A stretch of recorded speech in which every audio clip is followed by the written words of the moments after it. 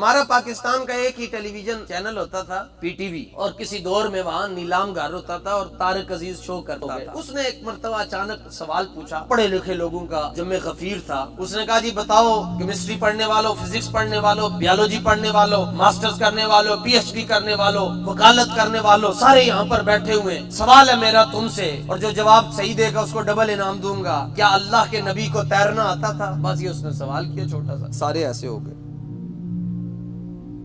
Google کا دور نہیں تھا کوئی جلدی جلدی لکھ لیتا، سارے ایسے ہو گئے، بولا کوئی نہ۔ لیکن بابا جی فرماتے تھے کہ رب تو پھر رب ہے نا، اس نے اپنے محبوب کی شان بیان کرنے کا وعدہ لیا ہوا ہے، ورفعنا لک ذکرک، وہ کسی سے بھی کام لے سکتا ہے۔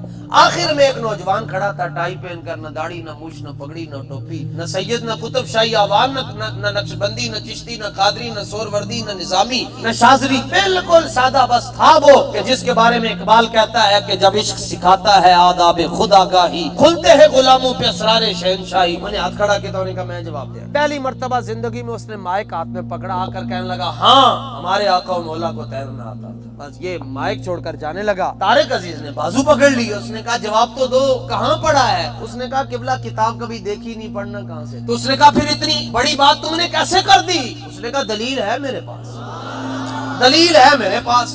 کیا دلیل ہے؟ ہمارے صوفی افضل فقیر صاحب فرمایا کرتے تھے، کیا فکر کی جولانی، کیا عرض ہنرمندی، توصیف پیمبر توفیق خداوندی۔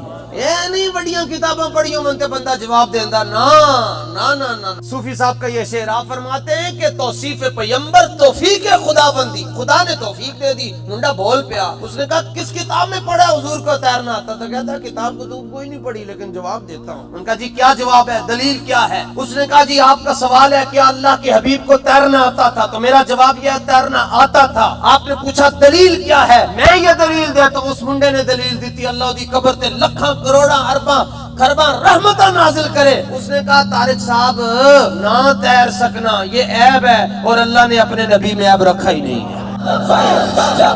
نہ تیر سکنا یہ عیب ہے، خلقت مبرأ من کل عیب، نہ تیر سکنا یہ عیب ہے، اور تیرے تو وصف عیب تناہی سے ہیں بری۔ حیران ہوں میرے شاہ میں کیا کیا کہوں تجھے، لیکن رضا نے ختم سخن اس پہ کر دیا کہ خالق کا بندہ اور خلق کا آقا کہوں تجھے۔